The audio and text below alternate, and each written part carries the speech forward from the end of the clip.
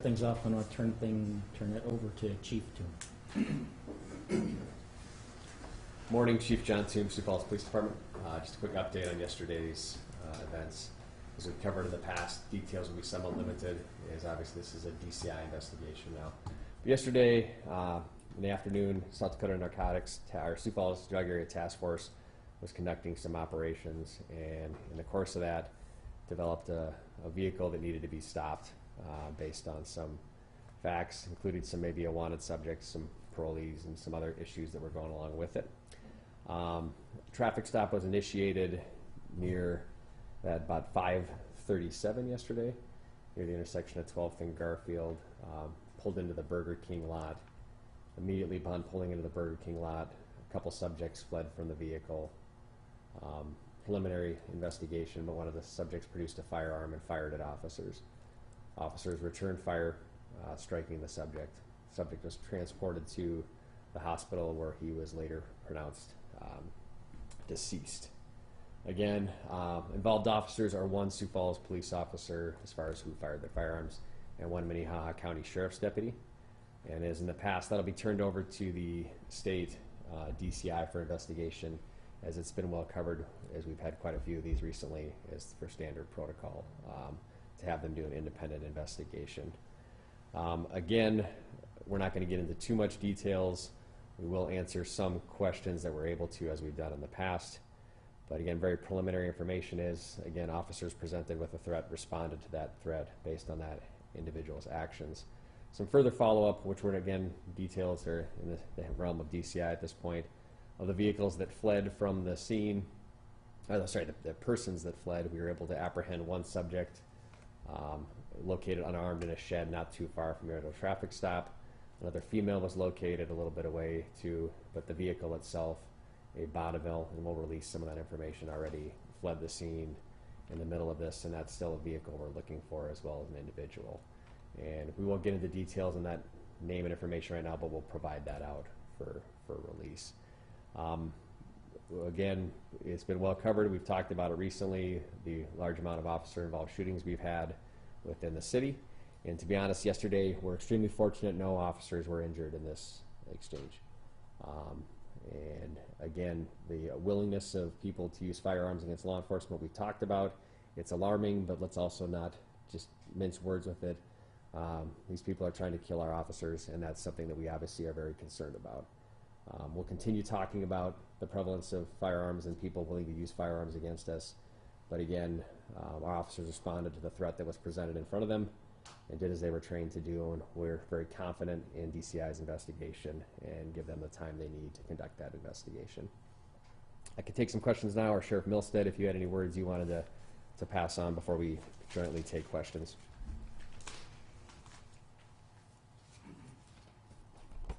Mike Milstead, Sheriff of Minnehaha County. Just a couple, and I appreciate it, Chief Toom, for your covering this incident. Again, without getting into any specifics, I will say that we came very close to losing an officer yesterday, possibly more than one. And this isn't something that our community is accustomed to. And we've had more and more violent crime in our community. Violent crime across the U.S. is, we're seeing an increase. In particular, increase the FBI tracks assaults on law enforcement and law enforcement deaths. In the last 18 months, they report a large increase in violence against law enforcement across the country. 2021 was the deadliest year for law enforcement since the 9/11 attacks. The increase in officer assaults and killing often mirrors the rise in violent crime. More violent crime we respond to, the higher the probability of officers could be involved in a forceful or use of force event. So people in our community, I think, continue to believe, and I believe, that this is still one of the safest places in America, but we have violent crime in our community that we haven't seen at this level. And so it raises concern. I think Officer Clemens will cover things that we're actually working on today that involve violent crime. So I think we'll be here for some questions.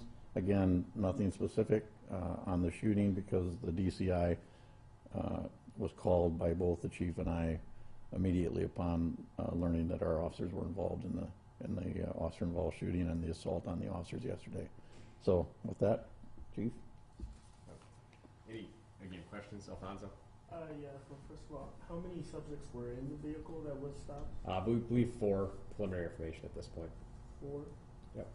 Do you know how many males, females? 3 males and a female, that we believe. And how many were apprehended? 3 of the 4. So everybody's accounted for then? Yep, we're still a vehicle we're looking for and a person of interest, which we're going to release later here just to put out. We don't want to. We'll do a release here for you, so you have that information. A separate vehicle from the one that was pulled over? Nope. In the course of the incident, of course, we had people and officers engaging the people that had run. The vehicle backed out, hit the unoccupied squad car at that point, and then peeled out of the lot. So that vehicle escaped from the scene in the chaos of that moment. And that was the vehicle that you guys Pulled over, yeah, which is a Bonneville with paper plates, and we'll put some of that information out. And were any firearms recovered? Not going to comment on that particular portion just because it's in DCI's hand now. I'll give you what gets up to the moment, right? But then from that moment on, for the integrity of the investigation, I won't comment any further on that. Were any nearby buildings hit? Again, my only knowledge is from just driving by and being seen briefly. DCI will have all that with their report. Were there deputies involved too? Is that why? Yep. So again, the Sioux Falls Drug Area Task Force, a great collaboration between Minnehaha County, Sioux Falls Police Department, some of our federal partners, and DCI. We work jointly on operations, and these guys are out, and gals are out doing what we asked them to do, doing what society asked them to do, which is proactive police work, looking for people who have violent crime history or engaging in the drug trade, and they're going out and doing it at and they do it very well. But the reality is, again, responding to actions. This is what, again, we are called to do as law enforcement. We are called to engage these people and to really make the steps. If people have warrants, if they are dealing drugs, if they're doing something, that's our task to accomplish. Again, and they're out doing their job, and they can't control what people's actions are. Are there any, arrest warrants out for some of these subjects, or was it just people on parole? This will come out again a little bit. There's a particular individual we're looking for in Minnehaha County Sheriff's Office. We'll do a release on that shortly, as there's an outstanding warrant for that person. So we're going to take care of it with that release. And he wasn't in the vehicle? We believe he was in the vehicle. He was in the vehicle? Okay. Yeah. So I'm confused. There were 4 people in the vehicle. Yep. 3 were apprehended. 1's dead, right? Sorry, I'm including that. Okay. Right. 3 accounted for based Gotcha. on that. Okay. 1 dead Yeah. and 2 apprehended? Yeah. Okay. Yeah. Sorry for confusing words there.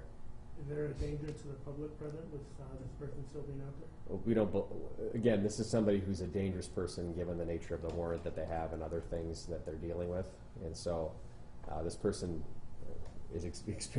has been demonstrating some dangerous behavior. We're not going to say there's a specific threat towards the public from this person, but it's obviously somebody we want to locate, and we want to make sure they're accounted for. We need to get their story in regards to this event, but also they have an outstanding warrant in regards to, I believe, an aggravated assault that's out there as well. Outside of the death, were there any injuries reported? No other injuries reported. And this happened behind the Burger King, correct? So it'd pretty much just be right alongside Burger King there. And the gunman was a male? Male, yeah. He was out of the car when he shot? Yep. Okay. This took place outside of the car. It quickly fled the vehicle and then kind of went from there once they left the car. So this to be clear, he got out of the vehicle and he fired at officers. Correct. And officers then responded And returned fire, yeah. Have any details on number of shots fired at officers? Yeah, it's good. I can't give you that, Alfonso, but there will be a full DCI report on that one. So, So was he fleeing and turning around and shooting at you? in the course of running from the vehicle, like I said, there was shots exchanged. With the several incidents that we've had in recent months, with this kind of escalation, it seems, in gun violence and willingness to use it, particularly towards police officers or sheriff's deputies. Is there any kind of strategy in place or anything that you guys can think of from your perspective that will change moving forward? Anything going forward changing? So we're not doing anything differently than we've always done, which is our job to go out and, you know, do good quality police work. And again, it's not just a Sioux Falls Police Department or Minnehaha County Sheriff's Office issue. It's just a couple weeks ago we had countless shots exchanged on I-29 that ended up in Madison, South Dakota with the South Dakota Highway Patrol. And this affects all law enforcement. And again, we have to look at what we're doing, but at the same time, again, in every one of these situations, and got a list of our OISs, and the Argus leader has done a good job of publishing all of them with a pretty good summary and a pretty good detail of what happened. We're responding to events, and a lot of times the people that we're responding to have a history within the judicial system. They're not strangers to us. And again, some other stories have come out recently too, where these are not people that we're not familiar with. Usually there's some history with them, and so what we're doing maybe is a bigger question, right? And the law enforcement is just one piece of that equation. I always say we're just one part of a whole system, and usually law enforcement's the front door, and there's a lot of other pieces that take place that really can have an impact on these problems and these solutions. But again, at the end of the day, law enforcement's the one on the streets that's dealing with it. Law enforcement's the ones that are getting shot at a higher rate than ever before. And we're up to that challenge, right? We understand our role and our responsibility and what we need to do, but at the same time, it's a good conversation for what our system's doing and how we're working together to make sure that violent offenders are where they need to be and not out endangering the public and endangering our officers. This happened during like the evening rush hour. I imagine people were in the drive-through getting food at Burger King. What kind of goes through an officer's mind when there's in a high traffic area with make sure innocent lives aren't taken? Like I said, it's a very challenging situation, and again, we don't always choose the time, place, or manner which one of these happens. And when you're getting shot at, you will more than likely do what you're training to do. But you're right. Like when people choose this action in this environment, it creates a very high consequence and very, very dangerous situation. And again, we're extremely lucky, and we've said it before. We want compliance. We want people to participate in the judicial system. We don't want to get in shootouts in the streets of Sioux Falls. But again, it is tragic anytime life is lost. But we were lucky yesterday, right? That no innocent people were hit, that no officers were hit. But again, we'd rather just not have the situation entirely. We want to have people that just are complying, or either with the terms of whatever we're doing, a legal, lawful traffic spot. The response is not ever to draw a gun and fire at law enforcement. There's too much at risk in that situation. Before, I guess, the vehicle stopped and, subjects fled, was there any type of pursuit that took place? No. On this one, no pursuit. Just pulled over, again, a traffic stop like our officers do quite regularly. In cases like this, will officers, I guess, moving forward, take extra precautions? Because as you've said, there seems to be more people willing to use weapons against law enforcement. Again, while sometimes maybe officers are always prepared, and I think sometimes they're looked at as being hyper vigilant or over prepared, but this is why, right? Because they understand that this is a reality of their profession. This is why we train them the way we do. Again, both the Sheriff's Office and statewide, our law enforcement training is outstanding, and we'll continue to invest in that training. Again, just touring the law enforcement campus or the public safety campus, the possibilities we have for training out there and continue to have is good. But again, it's something that we are always acutely aware of. It's not just when incidents happen, we're always aware of that fact. It kind of underscores that there is no such thing as a routine traffic stop? No, there's no such thing as routine police work. Yeah.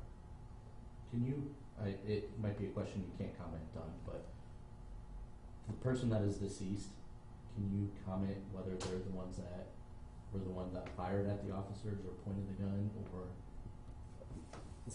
Officers engaged the individual who posed a threat to them.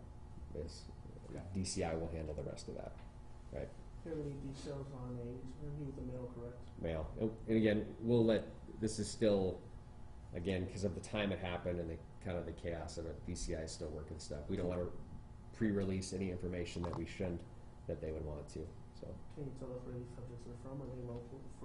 Not going to release any information on that at that point. Not mine to provide. Do you have any theories on why there's been so much more attacks and violent crime pointed towards officers? You know, the sheriff, who we always joke, has been doing this since before I was born, and so he's got a breadth of experience, and really, I think he's got some great thoughts on that. So, Well, if, you know, talking more globally or nationally, which that's where we're seeing the increase. It's across, you know, it's across America, and you know, one of the things you know, you mentioned, what are we doing to deal with that increased violence, and call it gun violence. I call it violence involving guns, and that's that. We need to get better in our own community at doing things like locking your cars if you've got a gun in it, or bring your car in, or bring your gun inside the house when you're not, you know, when you don't need to have it in your car. We've got, Sam Clemens could probably tell you, but it seems like every week he's up here talking about how many guns are stolen out of cars that were left unlocked. And so that's one of the things the community can do. Chief Toom talked about that it isn't just the police. Part of it is the justice system. When we deal in a lot of cases, in particular shootings and homicides in our community, and we put up I'll call it the war room, but you're in the room with all the detectives and you look at all the accomplices and all the suspects. Most of them are often on some level of monitoring out of custody. They're on parole or they're on probation. They're very familiar faces. And so, you know, there's been justice reform in the nation and justice reform in South Dakota over the last 10 years. And maybe we need to revisit, see if that's working, how that's working for us. How's presumptive parole working? And can we feel comforted if our penitentiary and jail numbers go down and public safety is compromised?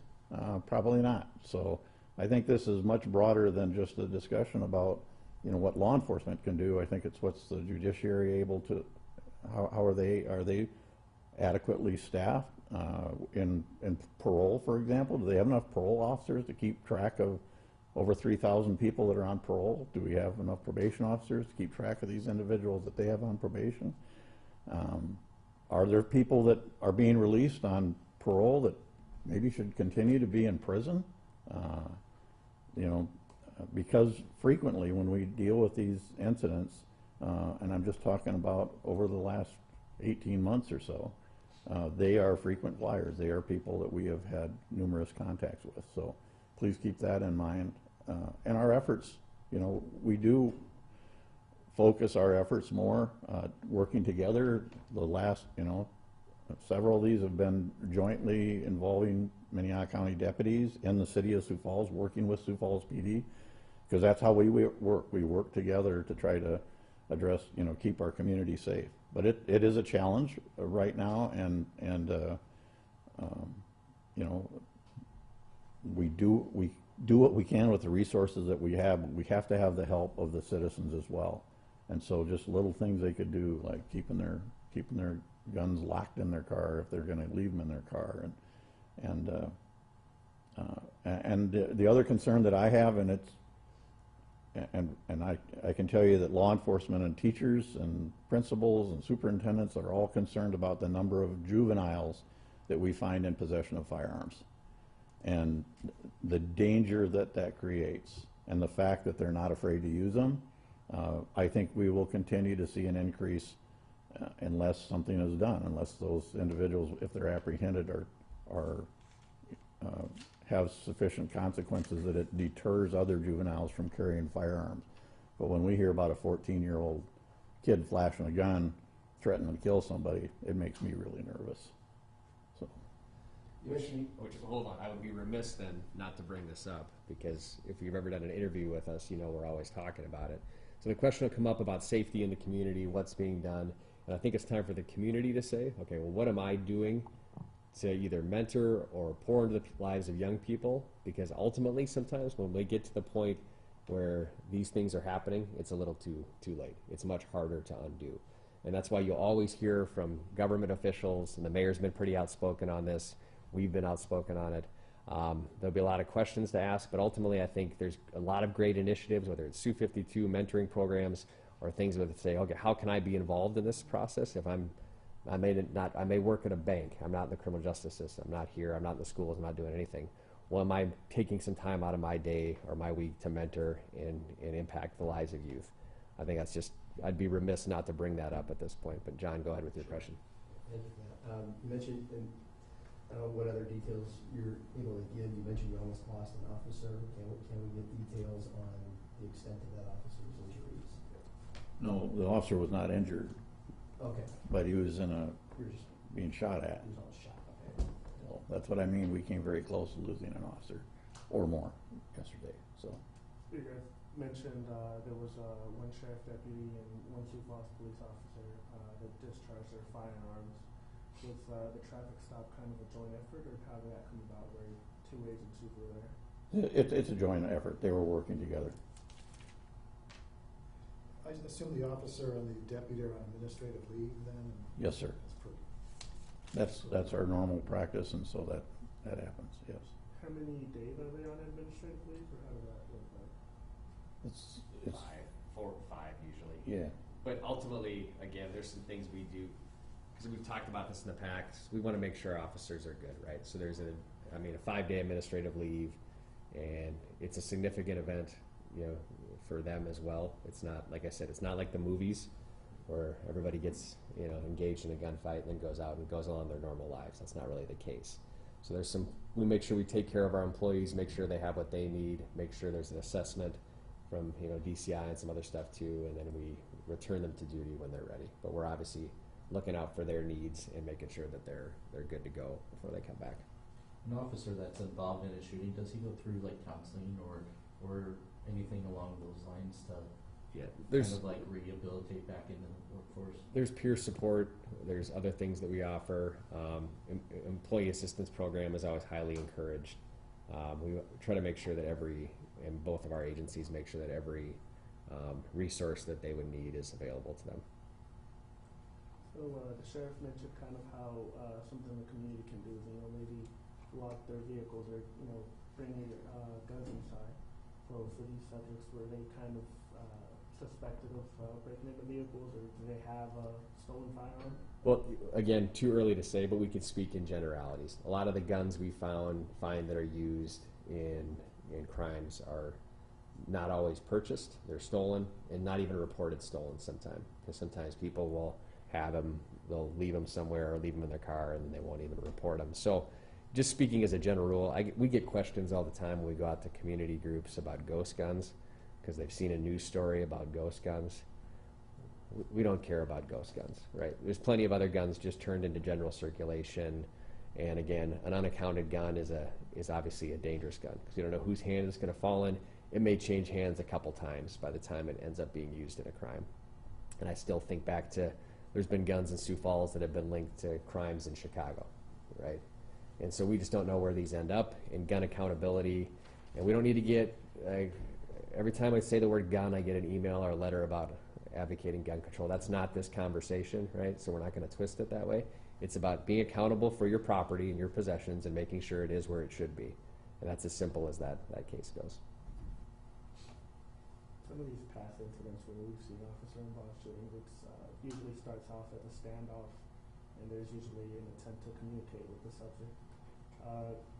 This case was different. Is there any way, law enforcement could have, avoided the situation, or is this kind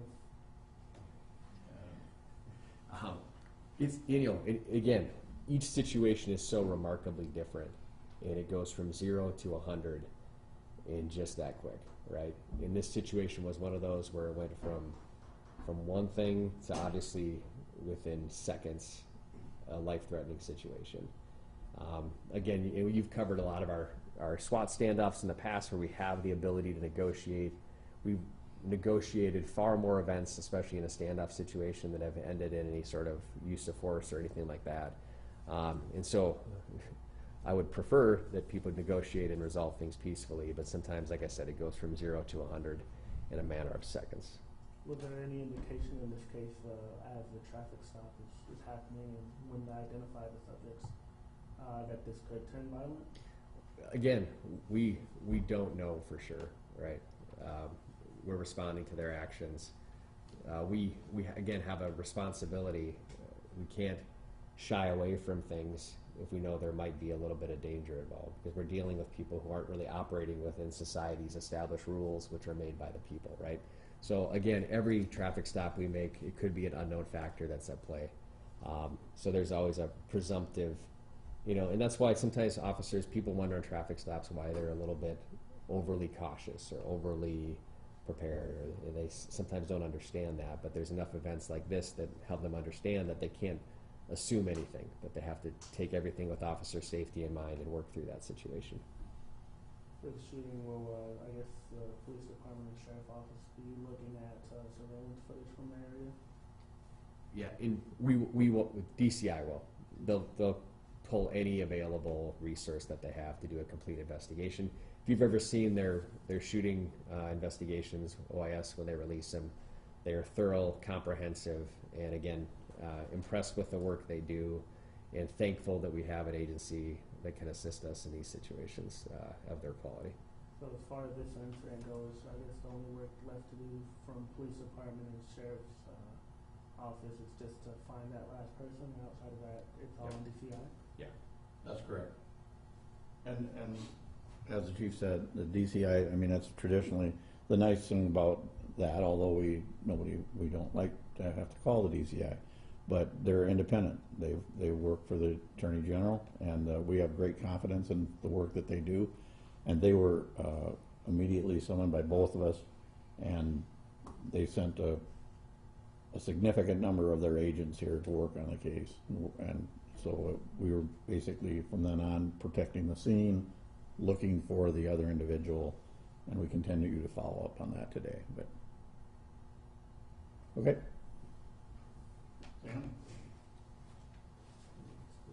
All right, you're good, Sam. Yeah. And you're going to cover race? Yep. Okay, got it. Thank you.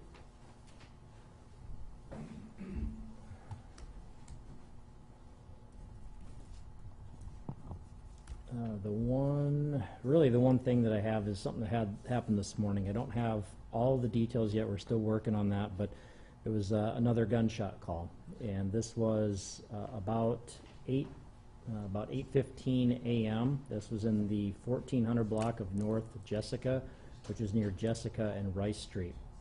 We had a person in a pickup that had pulled up, and apparently there was some other guys that were there working that maybe had some, I think, construction plates. I don't have all the details on that, but they asked, this one person asked these guys if they were state employees, and they told him they weren't.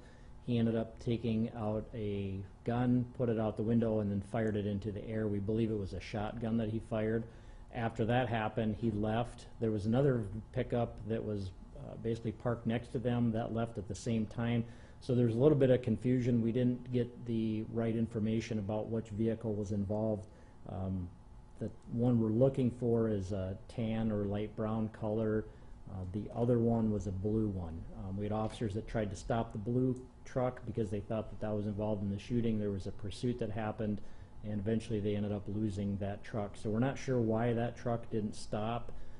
We don't know if they had involvement in this or not. That tan truck, we've got some information. I'll be able to send pictures of that out. That was our suspect. That was the person that fired a gun. We're not sure why he was asking those questions. We don't know why he did that. The people that were outside, the gun wasn't pointed at them. It was pointed into the air when he left. So, like I said, it's still fairly early, so I don't have all the details yet, but that's enough that I've been able to piece together, and we wanted to make sure to let people know.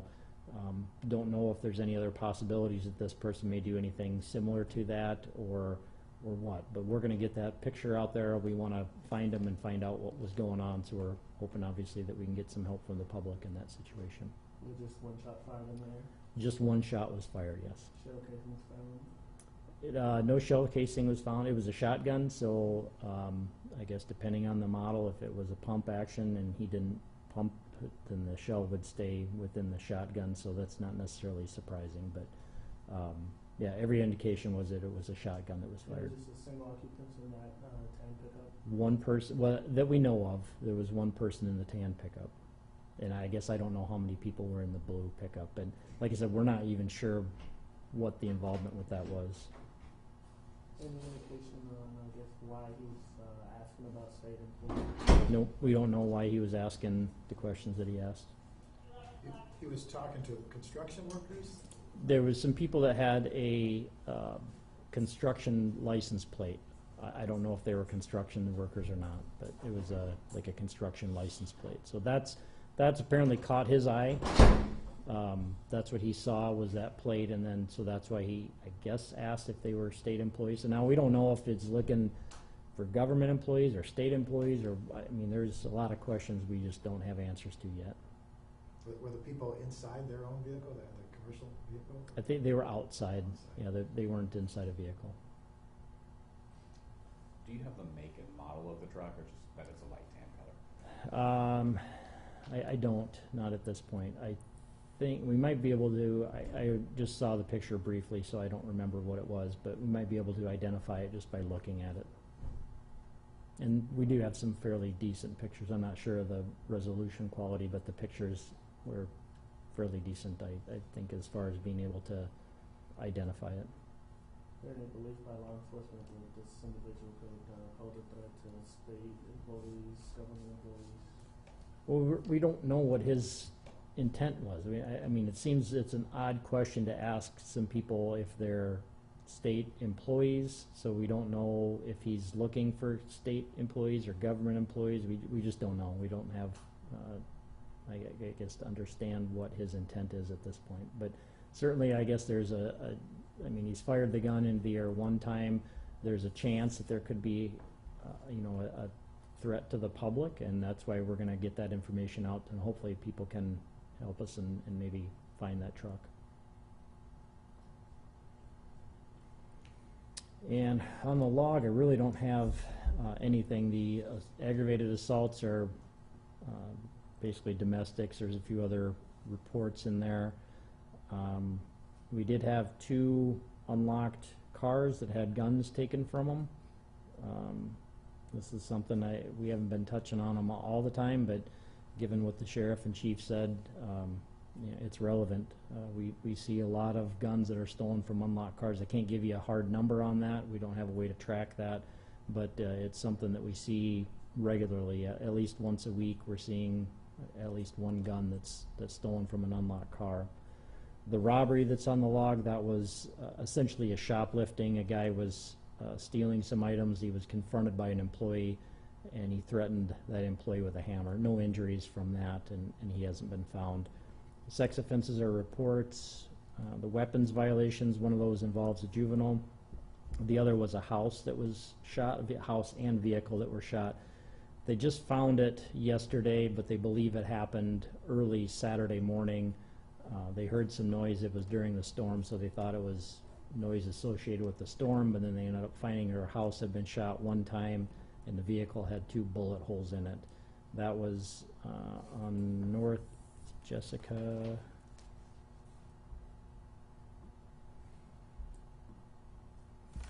That was the 3200 block of North Jessica Avenue. No injuries associated with that. Is that about the same area as the shotgun incident? No, the shotgun incident was Rice Street in Jessica. This is 34th Street North in Jessica, that area, so they're not near each other. Anything else? Okay, thanks.